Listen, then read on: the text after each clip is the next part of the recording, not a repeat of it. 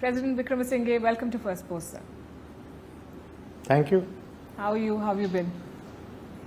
Well, I must say I have survived. You have. I met you in June last year, and that's when you'd just taken charge. So, how has the last 1 year been for you? Challenging, but nevertheless we've got through. I think government has established stability. We are handling the economic crisis. We virtually come to the last lap where all the countries, the creditor nations have to now agree, and we are restructuring the economy. We started it. There's interest in Sri Lanka. Tourism is picking up. Would you say you have the toughest job in your country? What? You have the toughest job in your country? Well, I think so, but others think they have the toughest job. Maybe my team in the treasury may be having a tougher job than me. They've got to get the figures correct. Yes. For me to carry on. And the figures are challenging. I'll come to that. But what is the most difficult part of your job, sir, as President of Sri Lanka? No, first was to make the country realize the problems we are facing and say that I had no magic wand and had nothing to give. I could only ask, I had only to request that they may have to bear up this pain for some more time.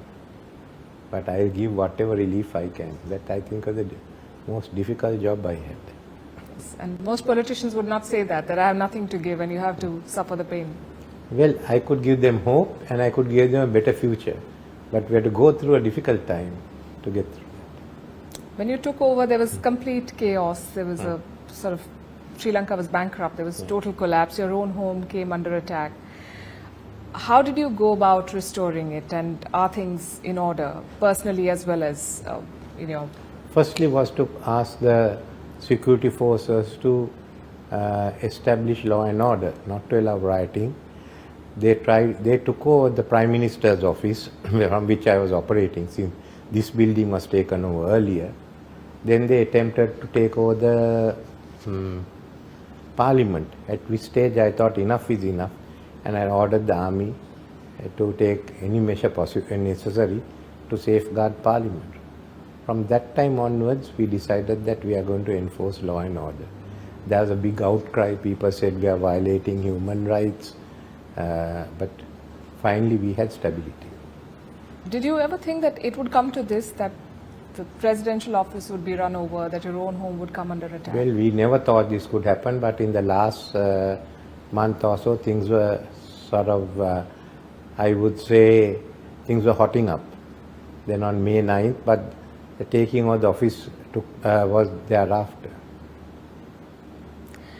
This month, the Sri Lankan Supreme Court held the Rajapaksas responsible for the economic crisis, and I'm quoting from what the court said: their actions, omissions and conduct contributed to the crisis. Do you agree with the view?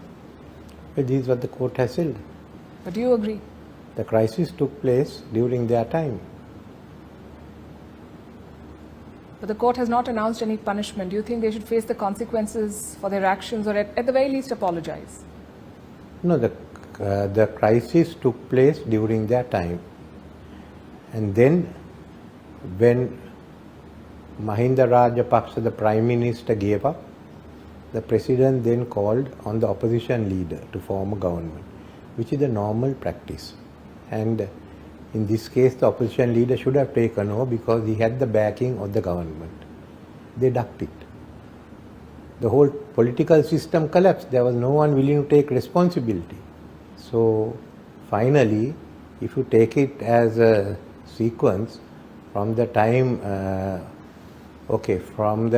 the crisis took place and the delay in going to the IMF, and then the resignation of Prime Minister Mahinda Rajapaksa, when the opposition failed to take it over, and then there is again the crisis of July, when President Gotabaya Rajapaksa resigned, and again the opposition was not willing to take any responsibility.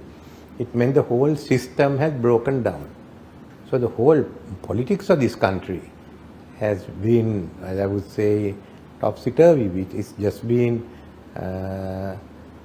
there were a lot of irresponsible actions by everyone. And yet So I think you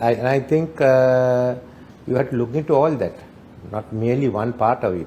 How the system had collapsed. So you're saying the Rajapaksas alone are not to blame. Rajapaksas have their share of responsibility. Should they apologize for that? I think they have done. Anyway, it's up for them. I think President Gotabaya had said something about this. Anyway, it's up for them. Then when they went off, what would have happened if no one took over the government? Yeah. It would have been worse. So it is basically the whole political system broke down because you are used to giving slogans, trying to keep people happy, and no one was prepared to take a hard decision. Right. So that's you have to look in that background. I say this whole system collapsed. Not once but twice. A few So days. if you look into that, Yeah. I mean the record is not good for anyone. Yeah. As far as President Rajapaksa and the Prime Minister Rajapaksa are concerned, they were there at that time, but it was a process that started. And let's say that they left office. What would have happened if the opposition was not willing to take over and I was not there? Yes. That sounds like a fair argument to me, but your critics, I'm assuming, would construe it as defense of the Rajapaksas. I am not defending the Rajapaksa. I am saying Rajapaksa are responsible. But then there have no one else to take responsibility thereafter. The critics are the ones who ran away.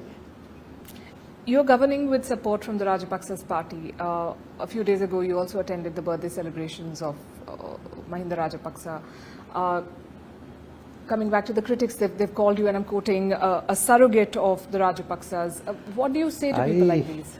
I have always wished Mahinda Rajapaksa on his birthday, and he has wished me on my birthday, and I've been there. This time, Mr. Nama Rajapaksa asked whether I could come to his house. He was having a party. So I said, yes, I mean, if any member of parliament invites me and I have the time, I go for the birthday party. Otherwise, sometimes we get the cake down and cut it in the parliamentary group meeting or at cabinet. That's a tradition. I mean, it's nothing new. I'm not a surrogate for the Rajapaksas. Their party is split. One half is working with the SJB. Other half is with me. If you ask me, is the whole of Rajapaksa's party supporting me? No. And if you ask me, is the whole of the SJB supporting Sajith Premadasa? No. All parties are split. So it looks as if I just asked people to get together to pull the country out. And I got this majority. If I didn't have the numbers, what would have happened? This is a unique arrangement. Do you sometimes feel pressure from the party on certain Sometimes issues? they have their requirements, they come along. Other times they won't. So it's a sort of not a normal parliament. Let's talk about the economy. How is the Sri Lankan economy doing now? Is it out of the woods yet? It's not yet out of the wood. It is coming out of the woods. I would say we finished everything. Okay, we are able to meet the benchmarks that the IMF has put, but still two issues are there. One, we still have to balance the budget. Secondly, is a question of the trade balance, which is not in our favor. As far as the domestic budget is concerned, we have to increase our revenues. It's partly affected by the fact that we have our revenue collection machinery is not updated. We've always focused on a few. Secondly, the economy has not picked up. That's also another reason for affecting the revenue. But I think 2024, 25 onwards, it will be better. But we can't go on at this traditional way. We have to have a new economy, and that's what we are planning for and going ahead. One of your biggest expenses is servicing the debt, but Sri Lanka has not been able to generate the kind of revenue they need to do that. How do you plan to meet your debt obligations then? No, we have to depend more on our revenue. We have to get the economy grow much faster, which means restructuring the economy, removing away the remaining fetters to growth. Right. In September, the IMF withheld new funds after a review. How do you plan to unlock the remainder of the bailout? We've fulfilled what has to be done. So there shouldn't be a problem. We met the IMF targets, benchmarks, to use the word. President Wickremesinghe, who is Sri Lanka's biggest creditor as of today? Pardon? Who is Sri Lanka's biggest creditor as of today? Who do you think? You tell me. Huh? I think it's China. It's the international sovereign bonds. That's the biggest. Bilateral creditor? No, bilateral is China, but our biggest creditor is the private. The private creditors, they form the largest number. And China is the biggest bilateral It's creditor? a bilateral, yeah. And yet China has refused to be included in debt restructuring. Why do you think they want to separate? China has been in it separately. We negotiate with them separately. It has nothing to do with Sri Lanka or any other countries. They are not satisfied with the terms they are getting from the IMF and the World Bank. They feel that they should have a bigger role to play in the IMF. So they've decided to opt out of it, and they are going separately. It's making life more difficult for all of us who are in debt. But this is the reason. It's had nothing to do with that. It's something that has been sorted out by the big boys. But China is stalling the IMF relief that Sri Lanka so No, desperately needs. China has now agreed. They sent in their letters of consent, and we have conveyed to the others the content of their letter. The letter was sent in confidence to us. We requested China also to give copies to the other members. China is often called a loan shark, and over the past few months they played hardball with Sri Lanka as well. Did you at some point feel that you were dealing with a loan shark? I won't say it's a loan shark. We knew they were going to play it separately and differently, but I also knew that with the others responding, China was also going to give a similar response. And I agreed to meet, I wanted to meet with President Xi, which they agreed at the Belt and Road. It was not an easy thing to negotiate debt restructuring among international geopolitics, but that's what happened. You met him in October. What did you tell him? I discovered, by that time I had spoken to the others. He said, no, we will be sending you our requirement, our consent. So didn't go into details, we had already discussed it. But I must say, first we appreciate India, $3.5 billion that was given. That was useful. Secondly, the other countries helped us and the multilaterals. I will come to the role of India, but do you believe that Beijing has been an honest broker during Sri Lanka's financial crisis? We didn't have any difficulty dealing with them. Do you think India would agree with this assessment? Because India has been trying to bring all the creditors on one platform and China refuses to join it. Yes, we also suggested one platform. China refused to do it, it's our suggestion. So So they did make your life more difficult. I mean, dealing with two groups was not easy. But then the outcome, I think, again, even if it this, even in respect to other countries, this will happen. The message is that China is sending a message to the IMF and others. So it's up for them to sort it out. But what is the message Sri Lanka taking from this episode? No, vis-a-vis China? Pardon? No, we know that China has now cooperated and they've given their positive answer. Sri Lanka is also an active member of the Belt and Road project, Yes. but Chinese funding has gone down. Until 2019, they were investing some $100 billion every year. Now it's come down to 60 or to $70 billion. Yet you heaped praise on the BRI at the Beijing summit. What do you think makes the BRI so attractive for Beijing? No, it's a question of the availability of funds for development, which many countries have taken, but they have a problem of satisfying their infrastructure needs. Remember that no one else gives that money. Especially the African countries, this is the only hope they have. And they have a longer way to go than any of us. So they depend on it. But let's say even in Sri Lanka, we have Japanese aid and Chinese aid. Now when a government comes in, we'll negotiate with both. We know Chinese aid comes first. So you can get one project up and away before the elections. The Japanese aids come later. I mean, they plan it out much better. So we just start that off before elections. So when you come to the election cycles, you need both. China to show that you've done something, and Japan to show there's more to follow. And hopefully, if the voters follow it, you get elected. Otherwise, you're not. But this is the political formula that many countries use. You're looking at the glass half full. There's something else that follows after the aid comes. Both and will after be. Japanese will be there before the 4th year, but they'll take a little bit longer than China. And it's different types of projects also. And how the Japanese, they plan, they are very thorough. They plan every detail.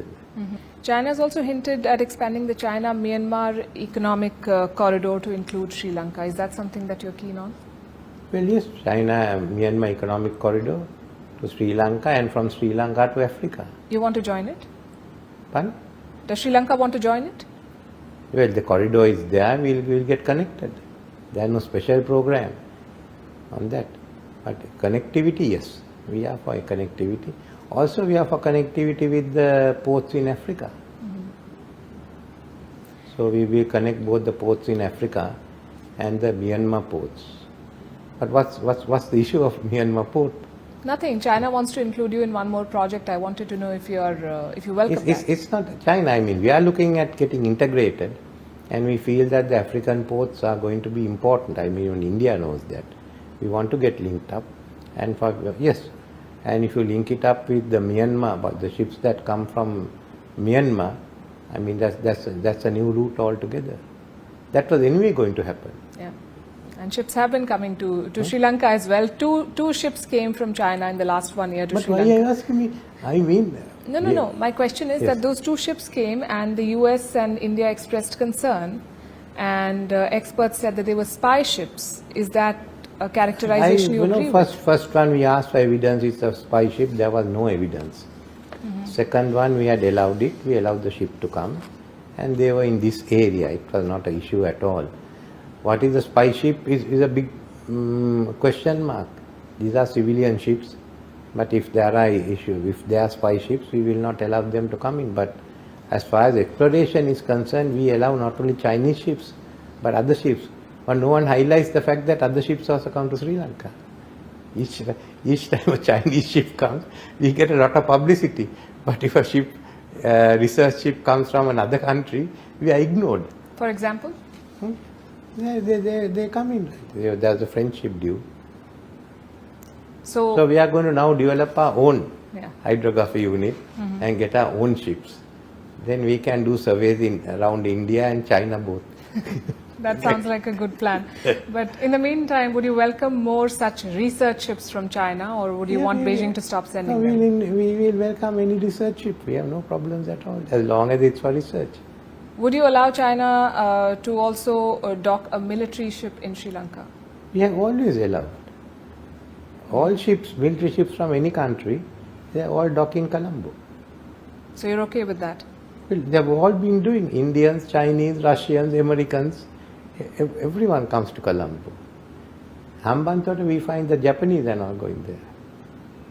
No Chinese ship has gone so far. Do you feel that Sri Lanka is caught in the great power battle between India and China? There's a great power battle between not only India and China, between China and US though. India and all is is a part of that. India is worried about its own security, and we have said if there anything that affects India's national security, we feel so, we will certainly act. But let's talk about India's role in Sri Lanka's economic crisis. India helped us certainly with the money they gave us. No two questions about it. Especially Mrs. Sitaraman was very, very helpful to us. Prime Minister was open, and Mr. Jaishankar was also focused on it. You've been in leadership roles since the 1990s, and the India-Sri Lanka relationship has had its tough moments and good times. Do you think that the relationship is better now than it was some decades ago? From 77, I've been in politics. Right. I first dealt with the government of Morarji Desai and Mr. Vajpayee. We got on very well. I had got to know Mr. Vajpayee in 1974, before he became a guest of the Indian government for some time. We got on. Then under Mrs. Gandhi, it was more strained. But I must say, Rajiv resolved the issues. And from there onwards, we had really good relationship with the country, especially with Mr. Narasingha Rao. He and I were contemporaries in the education ministry, so I knew him well. And even after when he retired, I used to speak to him and get his advice on politics. Then we had Mr. Gujral, who again we knew, and Mr. Vajpayee and Manmohan Singh. And what sort of equation do you share with the current Prime Minister of India, Mr. Modi? I have known him for a long time, when he was originally a chief minister. I know Mr. Modi from that time onwards. Once I went to Gujarat when he was chief minister as the leader of the opposition, and I was able to be there. So I've known him well, like the other prime ministers. Right. You met him in July this year. What was the conversation like? Basically, Indo-Sri Lanka relations and how we go ahead after the crisis. So we had this vision statement, which I think is a step forward. So I'm surprised everyone is asking about the Chinese ship, instead of asking when are we going to develop Trincomalee together, what are the connectivity in power, connectivity, the land connectivity, the shipping connectivity. None of those is questioned. It's only one. I was going to come to that, so you might as well. Only one Chinese ship which comes for 2 weeks. Maybe it is an important subject, but yes, about the connectivity, what were the big takeaways from that meeting? No, we decided to go into close economic relations, Indian investments in Sri Lanka, further trade liberalization. But more than that, I mean, it basically means Indians will come into Sri Lanka, they can invest here, their tourists will come in here. Indians investing here in the South Port, West Terminal. We are looking at a fair amount of investments on renewable energy and the development of the Trinco port. We'd like to develop it. Then tourism. So we've had a fair, I think the plate is full if you look at the statement. Right. You attended the inauguration ceremony of Mohammad Muizzu, the new president of the Maldives. Yes. And on the very same day, he asked India to withdraw troops from his country. What do you make of his India Out campaign? No, the Indian troops leaving Maldives was a part of the manifesto of the present president. So, as usual, I presume when he made his first speech, he asked he said he was going to fulfill his, I was listening to it, fulfill his requirement of, promise to get foreign troops out of Maldives. I was not surprised that he said that, but that had been one of the main items on his campaign. I have not discussed that with him. This is my assessment of it. Do you think this is the right policy decision? Well, for them it is something on which he got elected. I didn't get elected on that. No, I understand, but So- you're a veteran of strategic choices. You've seen South Asian Yeah, politics. but they made the choice. But looking at the other way, I think India should not get too worried about it. I would say that you should focus more on strengthening our relationships with Maldives. That is the only view I have. India should not, because of this incident, abandon Maldives. I think Maldives needs their help, and that's what I understood from the discussions I had with the president, that he needs the help of India. He said that to you, that he needs the help of India? He said he needs the help of India. But you did not advise him on this India Out policy. No, I mean, he announced it before I met him. What would you have told him otherwise? I would have told him, do it slowly. He might still do it slowly. I mean, the fact that he is not going to get it and do it after discussion. Let's talk about the Easter bombings. There's been a lot of talk about it, and even some allegations of collusion by former government officials. You were asked about it recently and you looked visibly agitated. Do you think there is an attempt to undermine Sri Lanka's investigation and findings into these attacks? And if yes, then by whom? No, I have given the church the commission report and the commission report and all the other papers. I think it goes into about 20 or 30,000 pages. So when they study that, I said to come back, we will have a discussion. You know, they've written a letter to Australia. They've called on Australia to build pressure on your government. Who has written? The head of the Catholic Church. Pardon? The head of the Catholic Church in Sri Lanka. I don't think Australians are going to do it. Whoever wrote it, who the head of the Catholic Church? I don't have the name, but I can quote from what they've said. Okay. Yeah, they said we want the Australian government and also many governments in the world to consider this as a serious human rights violation, violation of the dignity of human beings, and serious suspicions of a political plot appearing. As far as I am concerned, I have given them the commission report and the evidence, and let them study that and come back. Then we can discuss it further. The opposition But, yes, please. At that time, I was Prime Minister, and the foreign intelligence services said that it was a local. I remember talking to you right after that as well. Yeah, that's so. But let them look at this and then come back. I don't think Australia or anyone will get involved till they look at it. If Australian government wants or anyone else wants, I will give them 30,000 or 40,000 pages of the commission. The opposition says that you made an earlier pledge to let Scotland Yard investigate the 2019 attacks, and you've gone back on it. I got them down. I said I'm used to, but let them all first look at this report. Everyone is making politics out of it. Study the report and then tell us. 11 Indians also died in those attacks. Have you kept New Delhi updated about the investigation? New Delhi knew because your people were here for the investigation and they filed the report there. After all, New Delhi informed us, so they know well what happened. You also spoke about the situation in Gaza recently, and you accused Western leaders or Western countries of double standards when it comes to human rights. Why did you say that? Well, look at it. I mean, they lecture to us. One of the conditions put on us that we should speak with the Muslims. So I am speaking with the Muslims. They are not speaking with the Muslims. But let's look at it. There has to be a ceasefire in Gaza. There are no two questions. So how can we ignore it? That is my issue. I mean, not only me. Everyone thinks that double standard. Actually, the division between the south and the north, or I must say south and the west, global, it's grown because of this. I mean, you can't justify this. 15, 16,000 people.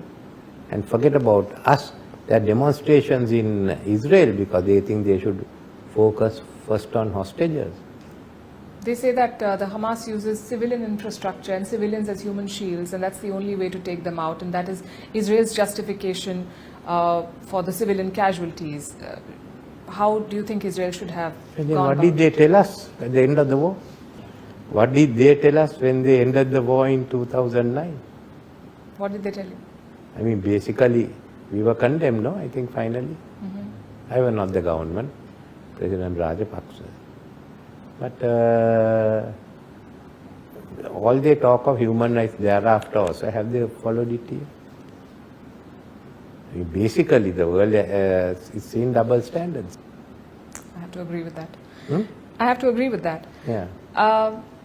Tamil reconciliation is a major challenge for any Sri Lankan government, especially the question of Tamil autonomy. You did make an offer, but you did not give police powers, and the Tamil parties rejected it. Did you not think that such an offer would be dead on arrival? My offer has been accepted by most Tamils and most Tamil MPs. Tamil parties are divided. I started working out the return of the lands which have now been taken over by the Department of Forests and the Department of Wildlife. So we've said whatever, we will all go by the 1985 map. Now negotiations are on between the MPs, Forest Department, the district administrators. So this is one of the major issues that have come up. We have no problem. We've just started on this and I'm discussing with the MPs. After this budget is over, the next round will come. In September this year, India criticized Sri Lanka's record on the Tamils, and it told the UN Human Rights Council, and I'm quoting, progress has been inadequate. Do you agree? I don't agree with it. I'm surprised they said that. We have seen the progress we have made in the last year. And the Tamil MPs and the Tamils are We are for the first time gone in now. There are shortcomings. They still haven't reached the same level as others. In the cities they are all right, but in the rural areas, and that's the whole integration policy. You must all groups must have the same facilities in that area. So if you're in a distant rural area, everyone has the same facilities, but none of the communities could expect to have the facilities that's available in the district administrative center. We have to raise it later. And we'll be giving lands to the Tamils. In fact, today the renewable energy is in the north. So the north in the next 10 years will be a very rich province. So I was surprised of India and these things. But, India is heading for an election next year. yeah. Who do you think stands a better chance? I must ask that from you. No, I'm sure you've been reading what's the I'm situation reading, I'm in following India. it. Let's see what the state elections say. But the national election is what I'm talking about. Yeah, state elections will give a... BJP has advantage in it's a single party that's led by a single leader. Opposition has still not got together. If they do have arrangements, then you have to judge it separately from what it is today. What suits Colombo better? Continuity or change? Sri Lanka has to deal with what happens in India. I always say you should have been a diplomat, but you're a politician. Let's talk about your political future, sir. There is a presidential election next year in your country as well. Are you going to contest? My first job is to put the economy into shape. Is that a yes or a no? That means my first job is to put the economy in shape, get it functioning. Thereafter, I can decide what I want to do. If you contest, I might even become a correspondent like you, going around. Will you take me onto platform one? you're most welcome, sir. We can learn a thing or two from you, I'm sure. But if you do contest, would you consider taking support or aligning with the Rajapaksas or their party, or whatever section of the party that is supporting you? Pardon? Would you take support from the Rajapaksas or align with them if you Well, continue? at the moment, though I belong to the UNP, I am functioning as a president without taking party alignment. Then the question is whether I should come as a party alignment if I do take a question. Since I haven't decided, what does it matter? It doesn't. Let's talk about cricket. We've just concluded a World Cup. The Sri Lankan team did not have a very good showing, but did you watch some of the matches? I watched some of the matches. Not fully, but you know. More than the game, it's the politics that is bothersome. There's a lot that has happened. The sports minister of Sri Lanka dismissed the board, the courts reinstated it, then the ICC suspended it, then the one opposition leader has written a letter to Parliament saying that the board has said that told the ICC that there is political interference and so on and so forth. So my question is, what really is happening in Sri Lankan politics? The opposition has said that the Board of Control has written to the ICC and said to suspend Sri Lanka. On that one, the leader of the opposition gave me the set of letters. I haven't looked at it yet, but ICC was anyway going to suspend Sri Lanka. I knew that. We were trying to save the under-19 matches. We were going to have tourism, but that didn't work out, so we've lost on all that. I am waiting to see the outcome of the decision of the courts in regard to the interim committee. Once that is done, we'll have to start talking with the ICC to restore to ensure that Sri Lanka can host matches again. As far as the cricket board is concerned, there's a committee of ministers that are going to it and which will recommend legislation. They've spoken to the board members as well as to the interim committee members, but I want to bring legislation which will take away the power of the minister to intervene and interfere in politics. That's been there from 73. That has to change, and there's a new law, draft law, that's been prepared. Is Jay Shah running Sri Lankan cricket? No, Jay Shah doesn't run Sri Lankan cricket. So why is he being dragged into it? They think that Jay Shah is supporting the cricket board. But I spoke to Jay Shah. I felt sorry that his name had been dragged in. I apologized. And he said, my position, if If there's a, whoever is the legal body, I will back. If this lot is the legal body, I will back them. If the other lot is the legal body, I will back them. If there's a third group that's the legal body, I back them. That's not decided by me. That's decided by ICC. President Wickremesinghe, you're a man of books, and when your house came under attack last year, some of those books were also burnt, and you said that they were your biggest wealth. In these times of social media and hyper-polarization and hyper-connectivity, how do you view politics in times like these? Are these some of the trends that worry you, or do you think that you have to move with the times? Some of it worries me. The media, social media, the attacks on people, most of it that's not true. The ability to rouse crowds, whether it's on religion or cricket or anything. I mean, we have to seriously rethink of it. But also, now it's becoming the politics of the 21st century, of the younger generation. Mm-hmm. It's quite different. Thank you very much. It was a pleasure, as always, to talk to you, and for your patience and taking all the questions that we had. Well, thank you for interviewing me. Thank you, sir. Okay.